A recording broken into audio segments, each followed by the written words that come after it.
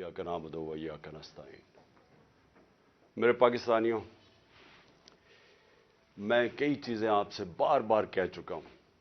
अपने 26 साल की जब से मैं ये पॉलिटिक्स में आया हूं, तो मैं कई चीज़ें बार बार दोहरा चुका हूं और मुझे लगता है कि उसका असर होना शुरू हो गया कि लोगों को कई चीज़ों की अब समझ आनी शुरू हो गई है।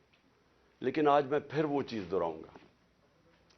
26 साल पहले मैंने अपनी पार्टी का नाम रखा था इंसाफ की तहरीक, जिसको अंग्रेजी में कहते हैं रूल ऑफ लॉ, जिसको आम आदमी समझता है इंसाफ, जिसका मतलब क्या होता है कि कमजोर और ताकतवर कानून के सामने एक बराबर, जिसका मतलब यह होता है कि जानवरों के माशरे में और इंसानों के माशरे में जो फर्क है कि जानवरों के माशरे में इंसाफ नहीं है, इंसानों के माशरे में वो इंसानी माशरा होता ही तब है जिधर इंसाफ होता है। जंगल का कानून उसको कहते हैं, उस माशरे को, और जिसको दूसरा नाम बनाना रिपब्लिक्स देते हैं, जिधर माइट इज राइट होती है, जिधर ताकतवर कानून से ऊपर होता है, जिधर कमजोर को ताकतवर से तहफ़्फ़ुज़ नहीं मिलता।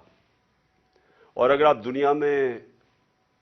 दुनिया की तारीख पढ़ें तो आपको हर जगह नजर आएगा कि जिन ममालिक के अंदर कानून की बालादस्ती बेहतर थी वो खुशहाल थे। रोमन एम्पायर देख लो, उससे पहले ग्रीक सिविलाइजेशन था, जिनका तारीख जानती है। रोमन एम्पायर देख लो, रोमन लॉज थे, कानून थे।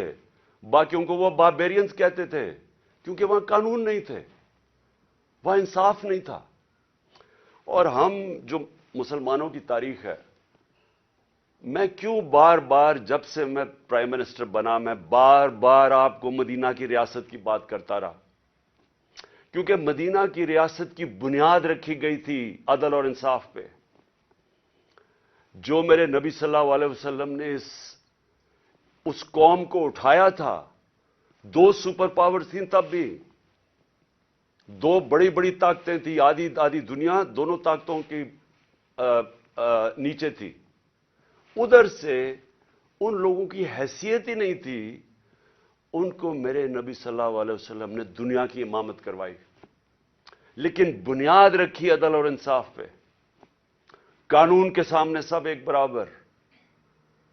फरमाया कि मेरी बेटी भी अगर जुर्म करेगी तो उसको सजा मिलेगी। और फिर जो आज पाकिस्तान के हालात हैं, उन्होंने आज से 1500 साल पहले तकरीबन कह दिया था कि वो कौमें जो ताकतवर के लिए एक कानून बनाती हैं और वो जुर्म करते हैं उनको नहीं पकड़ती और सिर्फ कमजोरों को जेलों में डालती हैं, वो तबाह हो जाती हैं।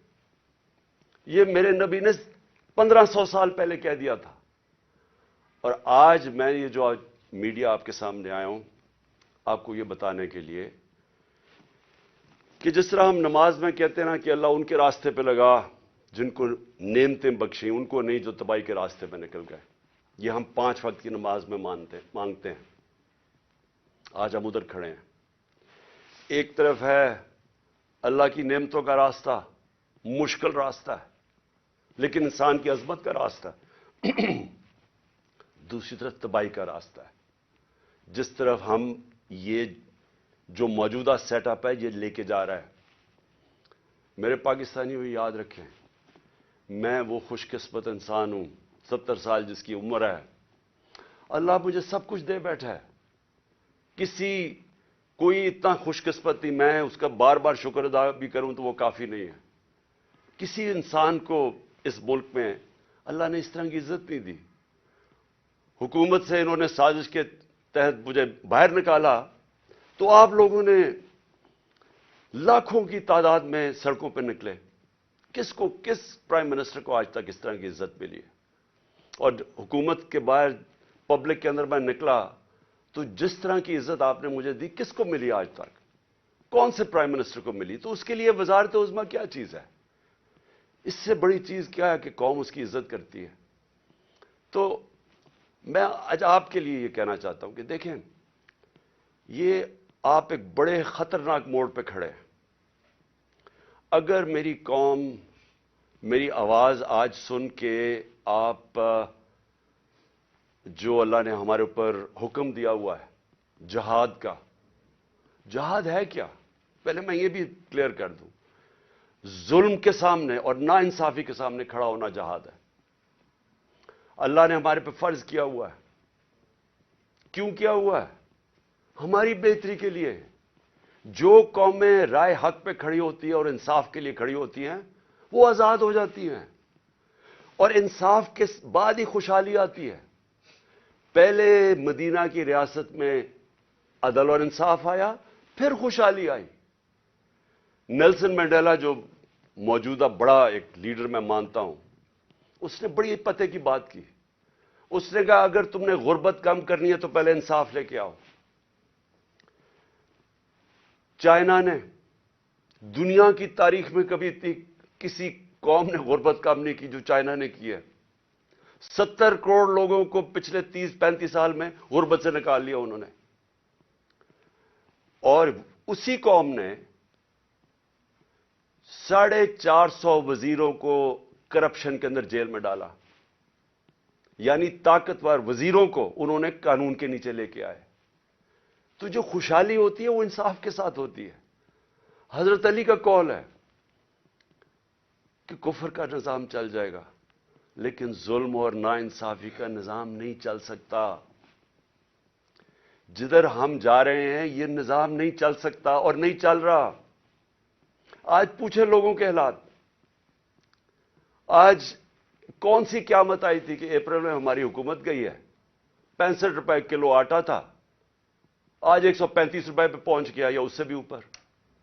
کون سی قیامت آئی تھی کہ بجلی دگنی ہو گئی ہے؟ پٹرول ڈیزل دنیا عالمی مارکیٹ میں تو ان کی تیل کی قیمت کم ہے۔ کون سی قیامت آئی کہ یہ قیمتیں ان کی آج ادھر پہنچ گئی ہیں؟ کسانوں سے پوچھیں کون سی قیامت آئی ہے کہ یوریا دگنا ان کو دے رہا؟ 60 ارب روپیہ کسانوں نے صرف گندم کی فصل کے لیے یوریا پہ ایکسٹرا خرچ کیا ہے ہمارے دور سے۔ تو کیا ہوا پاکستان؟ یعنی ہماری حکومت جانے سے اب تک یہ کیا ہوا کہ بجلی آج دگنی ہو گئی ہے؟ بجلی کے بل لوگوں سے پوچھیں، آج عوام سے پوچھیں تو صحیح ان کے حالات کیا ہیں، اور ابھی مزید اور مہنگائی آنے والی ہے۔ لیکن جو اس ملک کے طاقتور ڈاکو تھے انہوں نے اربوں روپے کے اپنے کرپشن کے کیسز ختم کروا لیے۔ 1100 ارب روپے کے اپنے کرپشن کے کیسز ختم کروا دیے اور قوم کو انہوں نے بھیج دیا تباہی کی طرف۔ آج ہمارا ملک، کبھی بھی ہمارے معاشی حالات ایسے نہیں تھے جو آج ہے۔ تو یہ کیوں ہے؟ سوال پوچھیں نا اپنے آپ سے، کیوں ہے؟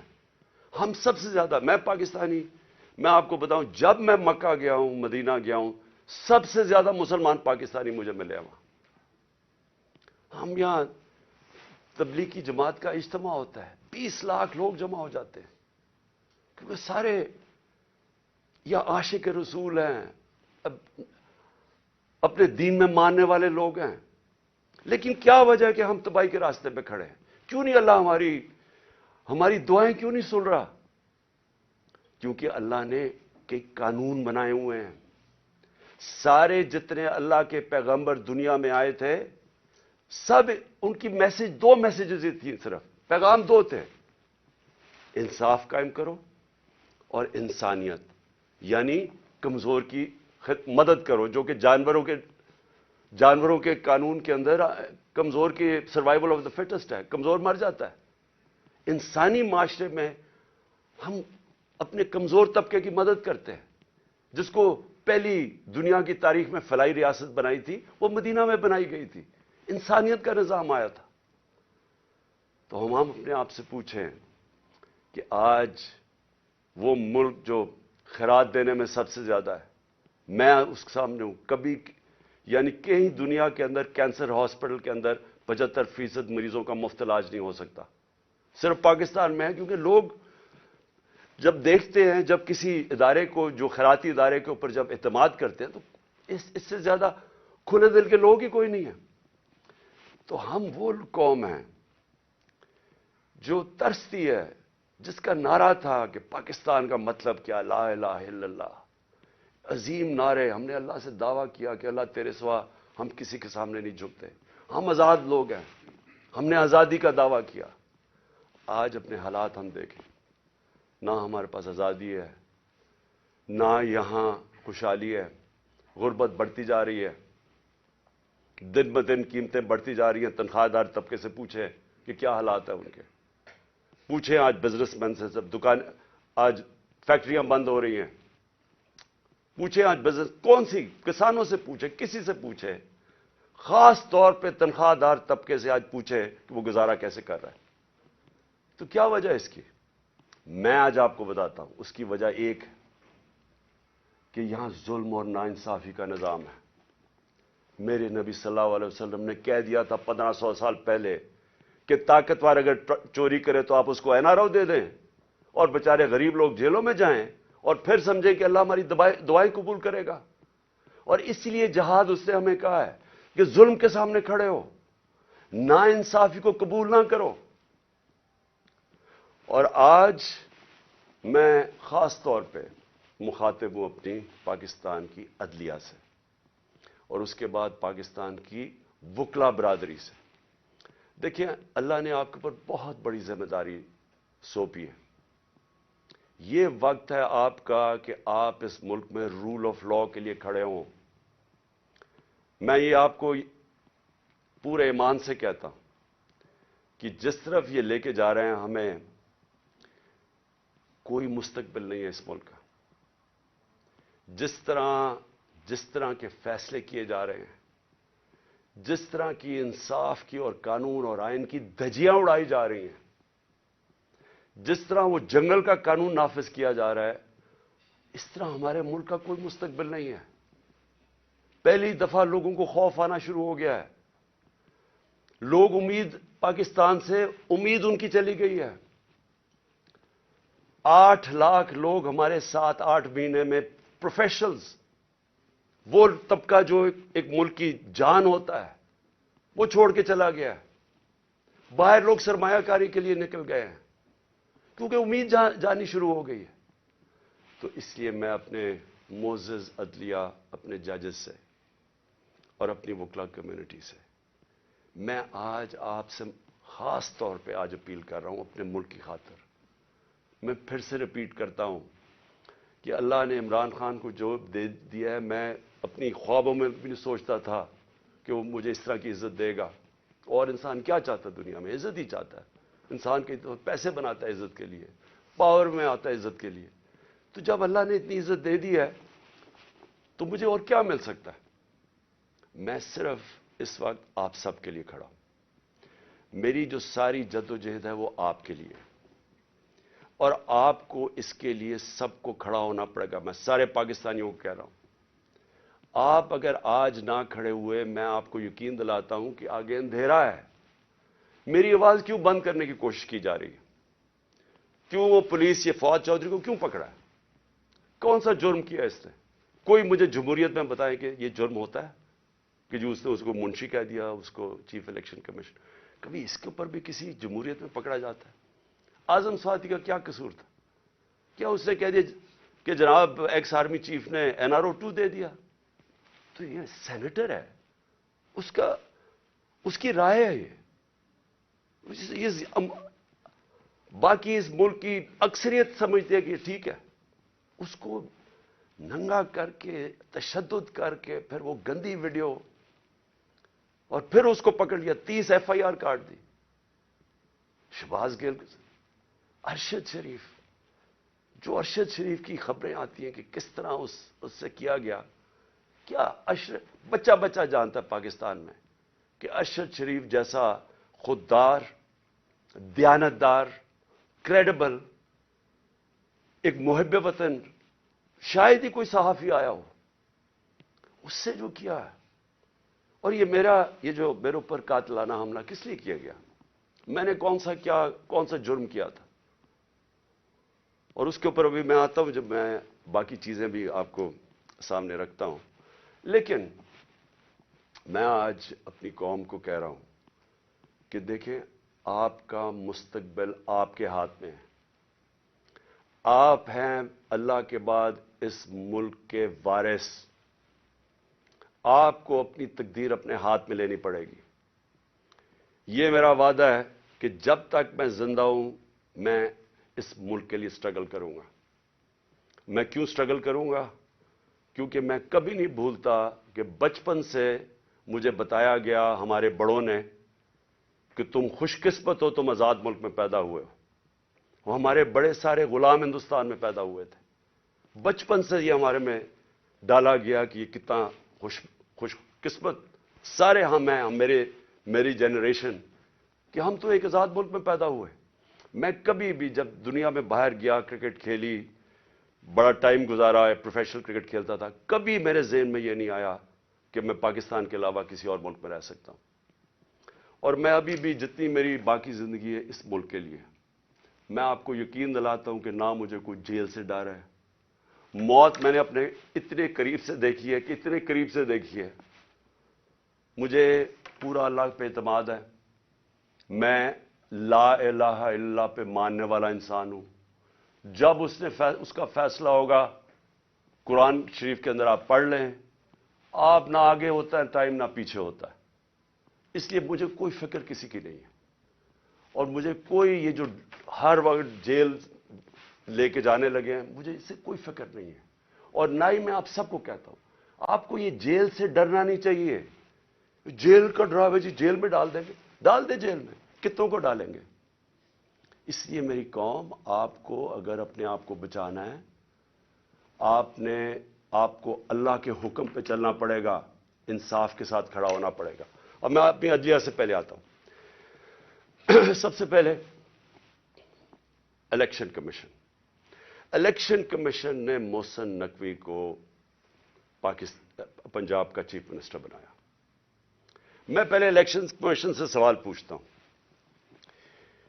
کہ کیا آپ کو نہیں پتا کہ جو آئین کا آرٹیکل 218 اس کی شق 3، کیا آپ کو نہیں پتا کہ آپ کی سب سے بڑی ذمہ داری صاف اور شفاف الیکشن کروانا ہے؟ یہ آپ کی سب سے بڑی ذمہ داری ہے. تو میں سوال یہ پوچھتا ہوں کہ کس بیسس پہ آپ نے محسن نقوی کو چنا؟ باقی نام کس بیسس پہ آپ نے ریجیکٹ کیے؟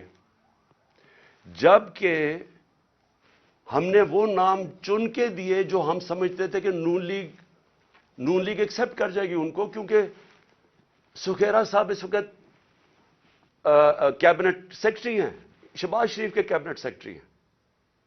اس سے بعد ناصر کھوسہ کا نام دیا جو ان کے پرنسپل سیکرٹری نواز شریف کے رہ چکے ہیں، شہباز شریف کے چیف سیکرٹری. یعنی وہ لوگ جو ان کو ایکسیپٹیبل ہے. ہم نے اپنی طرف سے نیوٹرل امپائر رکھنے کی کوشش کی.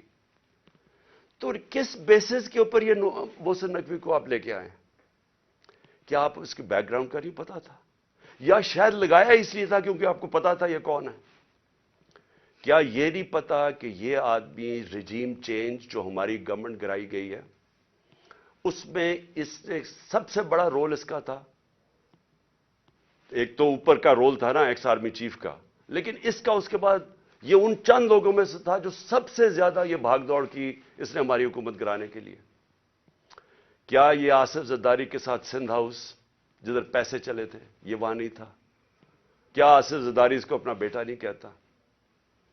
کیا اس کا جو چینل ہے لوگوں کو نہیں پتا اس کی چینل کا کس کے بار بار جو پروپیگنڈا ہمارے اگینسٹ کب سے کر رہا ہے؟ اور پھر سب سے بڑی بات کہ جو آج نیب کے چیئرمین ہیں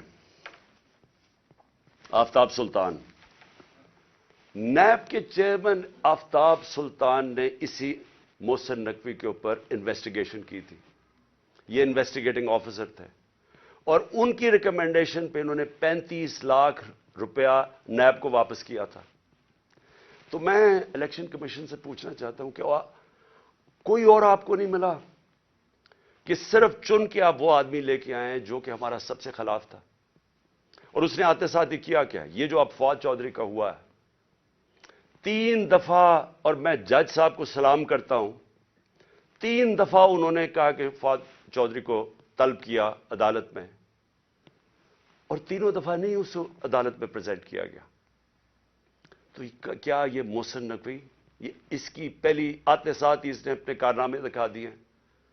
اس کے بعد اس نے جو اس نے اپوائنٹمنٹس کی ہیں, کیا یہ فری اینڈ فیئر الیکشن ہو رہا ہے کہ سارے وہ پولیس آفیسر جنہوں نے ہمارے اوپر تشدد کیا تھا 25 مئی کو, ان ساروں کو واپس لے آیا؟ ایڈوکیٹ جنرل آفس کے اندر وہ سارے لوگ جو کہ حمزہ شریف کے دوران تھے ان کو واپس لے آیا؟ کیا یہ صاف اور شفاف الیکشن کی تیاری ہو رہی ہے؟ کیا اس کو کہتے ہیں ایک neutral caretaker set up? Caretaker set up کا تو مطلب ہی یہ تھا کہ ایک نیوٹرل امپائر آئے گا. کیا یہ نیوٹرل امپائر ہے؟ اور ابھی سے ہی پولیس نے ہراساں شروع کر دیا ہے. ہمارے ورکرز کے اوپر 1-2 گرفتاریاں شروع ہوگی اور پلان بن گیا پکڑنے کا. اور یہ جو فواد چودھری کا ہوا ہے, تو یہ ابھی سے ہی پورا پری پلان بنا ہوا ہے. یہ صاف اور شفاف الیکشن کروانے کے لیے محسن نقوی نہیں آیا. یہ وہ کرنے آیا ہے جو میں نے پہلے بھی کہا تھا, جو آصف زرداری نے الیکشن کروایا ابھی کراچی کے اندر, کہ ووٹ بینک ہے نہیں پیپلز پارٹی کا, اور پیپلز پارٹی جیت جاتی ہے کراچی سے. تو یہ الیکشن نہیں ہو رہا, یہ ایک پلان, ایک کانسپریسی کے تحت اس کو رکھا گیا ہے. تو میں اپنی عدلیہ, اور ہم انشاءاللہ یہ کیس لے کے جا رہے ہیں اپنی عدلیہ کے پاس, تو میں اور پاکستانی آپ سے انصاف کی توقع رکھ رہے ہیں.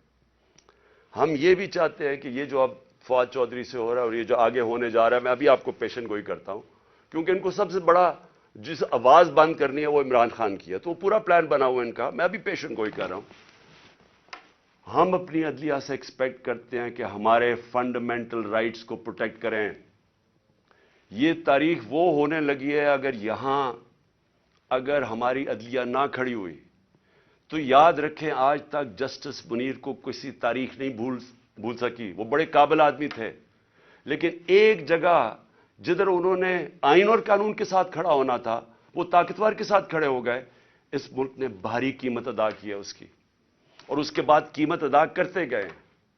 اس وقت قوم آپ سے ایکسپیکٹ کر رہی ہے, موزز ججز, قوم آپ سے ایکسپیکٹ کر رہی ہے کہ ہمارے حقوق کی حفاظت کریں, ہماری جمہوریت کو بچائیں. یہ جو اب تباہی مچنے لگی ہے ہماری جمہوریت کے اوپر, اور جو ہو رہا ہے اور جو رجیم چینج کے بعد ہوا ہے, میں آپ کو یقین دلاتا ہوں کہ میں مشرف کے مارشل لاء میں اپوزیشن میں تھا. 8 دن مجھے جیل میں ڈالا, تب بھی میں نے کبھی اس طرح کا ظلم, فیشزم, اس طرح کی میں نے کبھی ایک سٹیٹ کو اپریس کرتے ہوئے میڈیا کے لوگوں کو, ہمارے ورکرز کو, میں نے کبھی ایسے نہیں دیکھا جو آج میں دیکھ رہا ہوں پاکستان کے اندر. تو اور مجھے افسوس سے کہنا پڑتا ہے کہ ہماری عدلیہ نے ہمارے فنڈامنٹل رائٹس کی حفاظت نہیں کی. اگر کی ہوتی تو آج یہی وہی جو 25 مئی والے وہ آفیسرز جنہوں نے تشدد کیا تھا, 3 بجے رات کے لوگوں کے گھروں میں گھس کے انہوں نے لوگوں کو پکڑ کے جیلوں میں لے کے گئے تھے, ظلم کیا تھا, لوگوں کو امبیرس کیا تھا. آرٹیکل 14 کانسٹیٹیوشن کا ہماری ڈگنیٹی, ہماری عزت پروٹیکٹ کرتا ہے. انہوں نے سارے لوگوں کو نہ چادر اور چار دیواری کا سوچا, نہ قانون کا سوچا, ظلم کیا. وہ آج آفیسر پھر واپس آ گئے. ہمارے پاس سوائے عدلیہ کے جانے کا کون سا راستہ ہے؟ دوسرا راستہ ہے سڑکوں پہ آ جائیں, دوسرا راستہ ہے ملک کو اور نقصان پہنچائیں جو یہ آگے پہنچا سکے ہیں. اس لیے میں اپنی عدلیہ سے ریکویسٹ کرتا ہوں. اور پھر میں ذرا 2-3 اور چیزیں بتا دوں. جے آئی ٹی, اب جے آئی ٹی بنی تھی, میرے اوپر قاتلانہ حملہ ہوتا ہے. پہلے تو 16 دن کچھ ہوتا ہی نہیں ہے, نہ کوئی investigation. Police F I R کاٹ کے دیکھ دیتی کہ صرف ایک شوٹر تھا اور دینی انتہا پسند نے اٹیک کیا تھا, جو میں پہلے سے ہی سپٹمبر اور اکتوبر میں نے کہہ دیا تھا کہ میرے اوپر واردات ہونے والی ہے اور نام لیں گے دینی انتہا پسند کا. پوری کانسپریسی بنی ہوئی مجھے قتل کرنے کی. میں پہلے کہہ بیٹھا تھا, مجھے پتا بھی تھا اس کے پیچھے کون ہے, اور میں نے ان کے جیسے ہی ہوا میں نے ان کے نام لیے. اپنی حکومت ہوتے ہوئے, پنجاب پولیس ہمارے نیچے ہوتے ہوئے میں اپنی ایف آئی آر نہیں کٹوا سکا. اور مجھے پتا ہے میں کیوں نہیں کٹوا سکا, کیونکہ دوسری طرف طاقتور لوگ تھے. اور ہماری ملک کی تاریخ ہے کہ جب طاقتور کا کمزور سے مقابلہ ہوتا ہے تو انصاف نہیں ہوتا. تو لیکن جو جے آئی ٹی کی رپورٹ ہے یہ ذرا سننے والی چیزیں ہیں. اور پھر کیسے اس جے آئی ٹی کو آپ آتے ساتھ ہی حکومت نے پہلی چیز کی ہے جے آئی ٹی بند کی ہے. یہ کس قانون کے تحت کی ہے؟ جے آئی ٹی تو پنجاب کی جے آئی ٹی تھی. فیڈرل گورنمنٹ تو جے آئی ٹی نہیں بنا سکتی. اور جے آئی ٹی کی فائنڈنگز جو فائنڈنگز سامنے آئی ہیں ذرا یہ سن لیں, اس کی وجہ سے یہ بند کی گئی ہے. میں ذرا آپ کو بتانا چاہتا ہوں ساری قوم کو کہ میرے اوپر جو حملہ ہوا تھا جب انہوں نے ایف آئی آر کٹائی پولیس نے, میری نہیں کاٹی, انہوں نے کہا تھا ایک شوٹر ہے. ذرا آپ یہ سنیں, اب تک جے آئی ٹی نے جو عدالت میں جو رکھ چکی ہے, جو عدالت میں چیزیں رکھ چکی ہیں وہ ذرا سنیں. سب سے پہلے انہوں نے یہ کہا جو کہ ڈی پی او گجرات تھا غضنفر حسین اور ایس ایس پی ندیم حسین جو سی ٹی ڈی لاہور تھا, دونوں پنجاب گورنمنٹ کے نیچے تھے. ان دونوں نے آڈیو یعنی ٹیپس کی, اس کی وہ جو شوٹر تھا اس لڑکے کی انہوں نے ٹیپس بنائی. اور جب اس کی ٹیپس بنائی تو جب جے آئی ٹی نے مانگا ان سے ان کا موبائل فون, اور جب جے آئی ٹی نے ان کو بلایا ان دونوں کو, انہوں نے صاف انکار کر دیا کہ ہم جے آئی ٹی میں نہیں آتے. کون تھا ان کے پیچھے جو اتنا طاقتور تھا اور جس کو خوف تھا کہ کہیں جے آئی ٹی میں سچ نہ نکلا ہے؟ ان کو روک دیا. پھر ذرا آگے چلیں. اس کے بعد جب جو سیکنڈ جو دوسری ویڈیو بن رہی تھی, وہ نوید جو شوٹر تھا اس کی سی ٹی ڈی میں جب اس کی جو ویڈیو بن رہی تھی, اب ذرا یہ سنیں. رپورٹ لکھتی ہے جے آئی ٹی کے 4 سے 5 جو نامعلوم لوگ وہاں موجود تھے. وہ کون تھے؟ پولیس سی ٹی ڈی کے اندر اس کی بنایا جا رہا ہے اس کا سیکنڈ ویڈیو, اور وہ بھی اس کی کون سا قانون اجازت دیتا ہے کہ پولیس ویڈیوز بنا کے ریلیز کرتی رہے میڈیا کو؟ لیکن وہاں جو سب سے زیادہ چیز ہے 4 اور 5 وہ جے آئی ٹی کہتی ہے نامعلوم لوگ وہاں بیٹھے ہوئے تھے. یہ کون تھے؟ پھر اسٹیبلش ہو جاتا ہے 3 طریقوں سے. آئی وٹنسز جو گواہ دیکھتے ہیں وہ شوٹر کو 3, ایک فورینزک کے ذریعے, اور ایک پھر فورینزک کے ذریعے یعنی کہ جو خول ملے تھے ان کی گولیوں کے, وہ 3 جگہ سے ملے. اور کرائم سین رپورٹ جو تھی, ان سب نے ثابت کیا کہ 3 شوٹر تھے. یعنی جو انہوں نے رپورٹ بنائی تھی کہ صرف ایک دینی انتہا پسند نے قتل کرنے کی کوشش کی, اس کو سب کو رد کر دیا. اس لیے یہ آتے ساتھ ہی انہوں نے جے آئی ٹی بند کی, کیونکہ میں نے نام تو ایک شہباز شریف کو رانا ثناء اللہ کا لیا ہوا ہے, اور وہی بیٹھے ہوئے ہیں فیڈرل گورنمنٹ میں, اور انہوں نے آ کے انہی کے نیچے اب جے آئی ٹی بنے گی. اس لیے میں نے پہلے دن کہا تھا کہ چیف جسٹس صاحب آپ کے نیچے اگر انکوائری ہوگی تو شاید انصاف ملے. ان کے ہوتے ہوئے, اور وہ جو ایجنسی کا آفیسر ہے ڈرٹی ہیری, مجھے کوئی امید انصاف کی نہیں تھی. اور وہ آپ ذرا دیکھیں کہ جو اس جے آئی ٹی نے جو چیزیں بھی نکالی اس کے اوپر بھی ذرا دیکھیں کہ انہوں نے کس طرح اس کو بند کرنے کی کوشش کی. پھر یہ ثابت ہو گیا کہ جو لڑکا نوید تھا وہ کوئی دینی انتہا پسند نہیں تھا, اور اس کو ٹریننگ دی گئی تھی پسٹل شوٹنگ کے اندر. کوئی پسٹل شوٹنگ ایسے نہیں کرتا کہ سیدھی ایسے ریپڈ فائر کرے, وہ ٹرینڈ تھا. اور جو 5ویں چیز سامنے آئی, 4 جے آئی ٹی ممبرز کے اوپر پریشر ڈالا گیا. کس نے ڈالا؟ اور انہوں نے اپنی چینج کی رپورٹ, جو عدالت میں جو تھی رپورٹ, اس کی فائنڈنگ چینج کر دی. اور پھر کیا ہوتا ہے, جو پروسیکیوٹر جنرل ہے,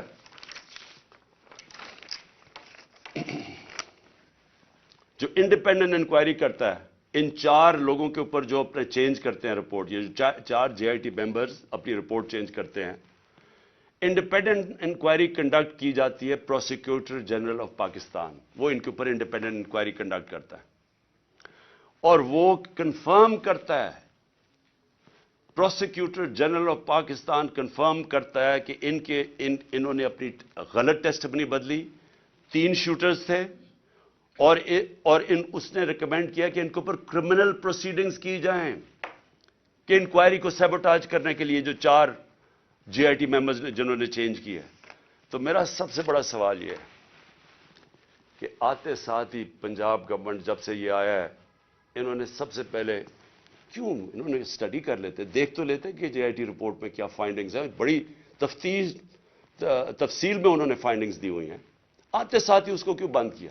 اور پھر جو سب سے زیادہ کام کر رہا تھا, پہلے تو یہ 4 بھگا دیے, جو سب سے زیادہ کام کر رہا تھا, میں اس کا نام دیتا ہوں, وہ بڑا مجاہد, اس طرح بھی ماشاءاللہ ایسے لوگ تھے, انہوں نے آتے ساتھ ہی یہ جو محسن نقوی نے اور کیا کام کیا کہ اس نے جو لڑکا جو سب سے زیادہ کام کر رہا تھا, اس کا میں نام اس لیے بتانا چاہتا ہوں کیونکہ سعید انور شاہ, یہ انویسٹیگیٹنگ آفیسر تھا جس نے کھڑا ہوا اور جس نے عدالت کے اندر چلان دیا.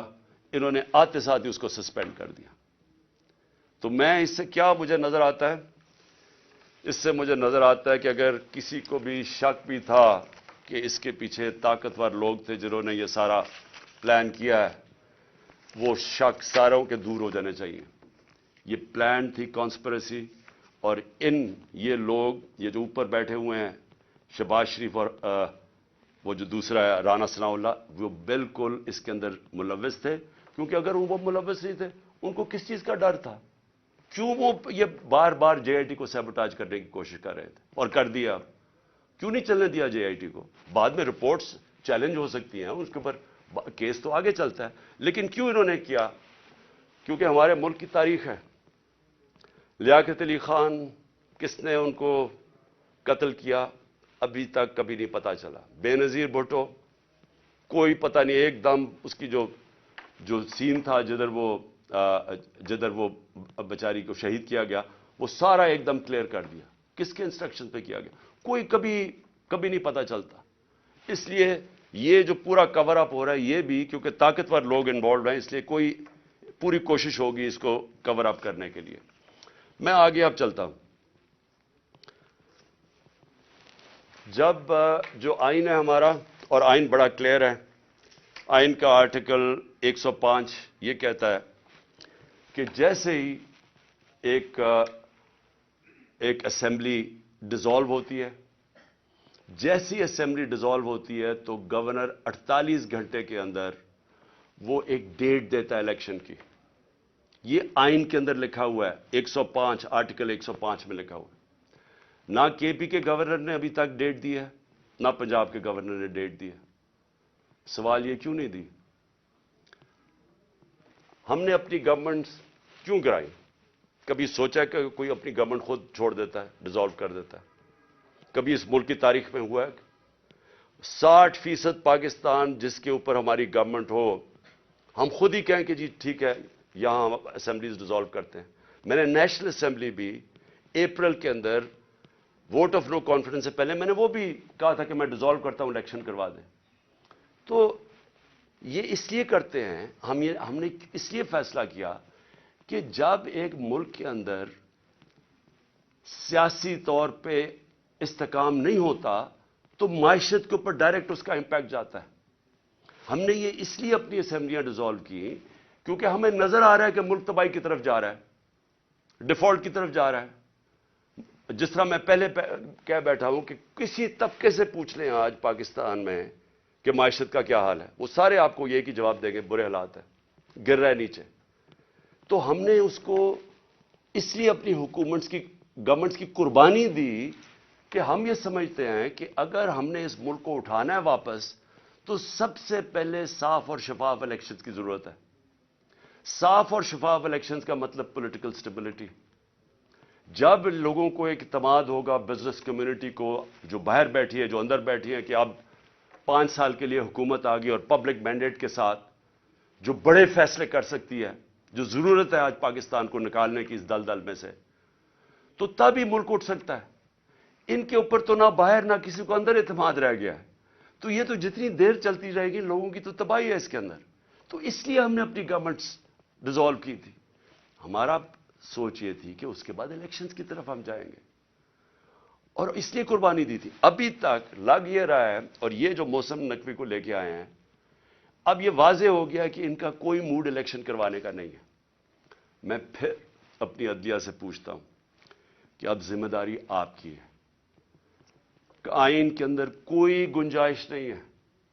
جیسے ہی گورنمنٹ ڈیزالو ہوتی ہے آرٹیکل 105 105 واضح طریقے سے کہتا ہے کہ 90 دن کے اندر آپ نے الیکشن کروانے. اب ذمہ داری آپ کی ہے کیونکہ آپ کو دنیا دیکھ رہی ہے آپ کی طرف کہ کیا یہ آپ کریں گے یا نہیں کریں گے. کیونکہ میں پھر سے کہتا ہوں کہ مجھے افسوس سے کہنا پڑتا ہے کہ ہمارا ملک وہ نہیں بن سکا جو بننا چاہیے تھا. اور اس کی بہت بڑی وجہ یہ ہے کہ یہاں کبھی بھی رول آف لا نہیں ہوا. یا طاقتور ہمیشہ قانون سے اوپر ہے. تو یہ بار بار جب ہم ان سے بھی پوچھتے ہیں, یہ جو بیٹھے ہوئے ہیں اس وقت امپورٹڈ گورنمنٹ ایک ہارس ٹریڈنگ کے ذریعے رشوت دے کے خرید و فروخت کر کے آج بیٹھے ہوئے ہیں اوپر, یہ بھی کہتے ہیں جی ہو جائے گا, کوئی چیز ہو جائے گی, آگے چلے جائے گا الیکشن. بھئی کیسے چلے جائیں گے؟ آئین ہے یا نہیں ہے؟ اگر آپ کا ملک کے اندر آئین ہے اور کوئی قانون ہے تو پھر تو یہ آگے جا ہی نہیں سکتے 90 دن سے.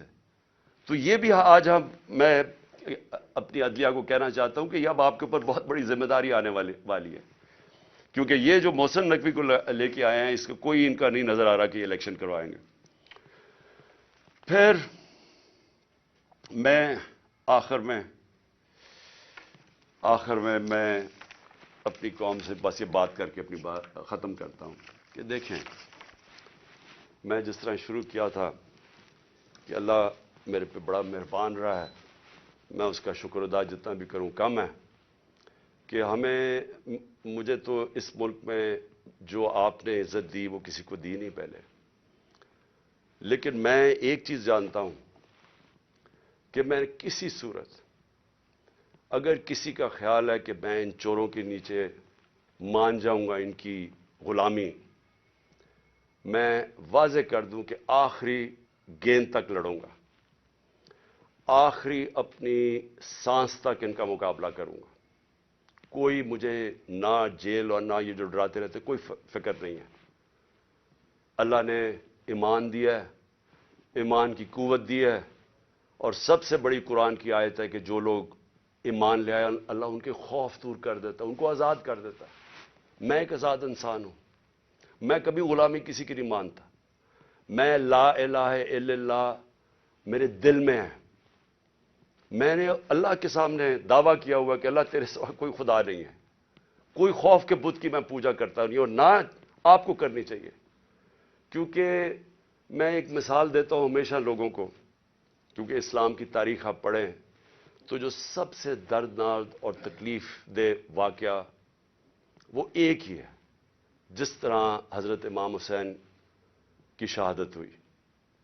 اور میں ہمیشہ یاد کراتا ہوں لوگوں کو کہ کوفہ کے لوگوں کو, انہوں نے تو بلکہ دعوت دی تھی امام حسین کو, ان کو پتا تھا وہ رائے حق پہ ہے, ان کو پتا تھا کوفہ کے لوگوں کو, لیکن یزید کے خوف کے ظلم کے خوف کی وجہ سے انہوں نے اتنا بڑا سانیہ ہونے دیا اسلام میں. آپ بھی یہ خوف کا بت توڑ دیں, میری طرح آزاد ہو جائیں, اور کسی صورت ان کو نہ قبول کریں. مجھے جو صرف ایک افسوس ہے کہ میں جب سیاست شروع کی تھی 26 سال پہلے, تو میں یہ سمجھتا تھا کہ 2 طرح کے طبقے پاکستان میں ہیں. ایک وہ طبقہ ہے چھوٹا سا جو اس ملک کا پیسہ چوری کر کے باہر لے جاتا ہے, ان کے پاس اربوں ڈالر باہر پڑے ہیں, بڑے بڑے پراپرٹیز, مے فیئر سب سے مہنگے علاقے میں لنڈن میں پراپرٹی ہے, بیٹا ون ہائیڈ پارک وہ سب سے مہنگا علاقہ ہے, آف شور اکاؤنٹس میں ان کے پیسے پڑے ہوئے ہیں. تو میں ان کو تو پاکستان نیچے جاتا ہے, ان کو کیا ہوگا, جب مشکل پڑتی ہے جہاز پکڑ کے باہر چلے جاتے ہیں. تو ایک ایسا طبقہ چھوٹا سا بیٹھا ہوا ہے, ہر وقت پیسہ اس ملک سے چوری کر کے باہر لے جاتا ہے. ٹیکس بزنس مین ہے, ٹیکس چوری کیا وہ باہر. ریل اسٹیٹ کے اندر بیٹھے ہوئے لوگ, جیسی پیسہ بنتا ہے حوالے ہنڈی سے پیسہ باہر. تو ان کو کوئی تکلیف نہیں ہے کہ پاکستان نیچے جاتا یا نہیں, ان کو تکلیف نہیں ہے کہ ہم غلامی کریں, کبھی کسی کی غلامی جو آج تک کرتے آئے ہیں, ان کو فکر نہیں ہے, کیونکہ ان کا سٹیٹ پاکستان میں نہیں ہے. اور اس لیے میں ان کے خلاف نکلا تھا آج سے 26 سال پہلے, اور اس لیے جب تک میرے میں سانس ہے میں ان کا مقابلہ کروں گا. لیکن ایک دوسرا طبقہ جن کا جینا مرنا پاکستان میں، وہ اکثریت اس ملک کی عوام ہے، اور اس ملک کے وہ ادارے ہیں، وہ ادارہ جس کو پتا ہے کہ اگر یہ ملک کی معیشت نیچے جاتی ہے تو سب سے پہلے نقصان اس ادارے کا ہے۔ آج سری لنکا کے اندر آئی ایم ایف نے حکم دیا سری لنکا کو کہ اپنی جو سری لنکا کی فوج ہے اس کا آدھا کرو۔ مصر کے اندر آئی ایم ایف نے حکم دیا ہے کہ اپنی فوج کی فضول خرچیاں کم کرو۔ تو کیا وہ جب ہم جو یہ امپورٹڈ حکومت ہمیں اپنے گھٹنوں پہ لے آئی ہے، اپریل میں پاکستان کے ادھر کھڑا تھا، صرف اکنامک سروے آف پاکستان آپ دیکھ لیں، اور آج کے ادھر ہے، تو کیا وہ جو اب ہمارے سے قیمت ادا کریں گے، کیا ہماری طرح کے جو سمجھتے ہیں کہ ہم ایک آزاد ملک میں رہنا چاہتے ہیں، کیا ہماری آزادی خطرے میں ہوگی یا نہیں؟ تو میں یہ ہمیشہ سمجھتا تھا کہ یہ ادارے کبھی بھی ان لوگوں کے ساتھ نہیں ہوں گے جو یہ ملک کا پیسہ چوری کر کے باہر لے کے جاتے ہیں۔ اور مجھے بڑا افسوس سے کہنا پڑتا ہے کہ ہماری حکومت ہٹا کے ان لوگوں کو بیک کیا گیا جو اس ملک کو 30 سال سے لوٹ رہے تھے۔ چھوڑیں کہ میں کیا کہتا ہوں، صرف انٹرنیشنل میڈیا ان کے متعلق کیا کہتا ہے۔ آج تو ٹیلی فون ہے، اپنا گوگل کر لیں کہ ان دونوں بڑے خاندانوں کے اوپر انٹرنیشنل میڈیا کیا کہتا ہے۔ ان کے خلاف ہماری اسٹیبلشمنٹ نے، ہماری ایجنسیز نے کیا کیا چیزیں نکالی ہوئی ہیں ان کی چوری کے اوپر۔ تو مجھے حیرت یہ ہوئی کہ رجیم چینج کے بعد ان کے ساتھ کیسے کھڑے ہو گئے، وہ ادارہ جس کا سب سے زیادہ سٹیک ہے کہ پاکستان ایک طاقتور ملک بنے، کہ اگر ایک ملک کی معیشت نیچے جاتی ہے تو ہمیں سوویت یونین کی مثال ہے کہ وہ ملک ٹوٹ گیا، تکڑی ترین فوج تھی لیکن ملک ٹوٹ گیا کیونکہ معیشت نیچے چلی گئی۔ تو ان کے نیچے جو انہوں نے 30 سال سے یہ ملک سے کر رہے ہیں، مجھے ابھی تک نہیں سمجھ آ رہی کہ کیسے وہ ادارے ان کے ساتھ کھڑے ہو گئے۔ میں آخر میں اپنی ساری قوم کو کہنا چاہتا ہوں کہ اپنی تقدیر اپنے ہاتھ میں لیں۔ آپ کا مستقبل، آپ کے بچوں کا مستقبل آپ کے ہاتھ میں ہے۔ آپ یہ اگر ظلم نہ، آپ کے پاس اب 2 راستے آ گئے، ایک تباہی کا راستہ ہے، ایک مشکل راستہ ہے، جدوجہد کا راستہ ہے، لیکن پاکستان کی عظمت کا راستہ ہے، اور مجھے امید ہے کہ آپ صاحب صحیح فیصلہ کریں گے۔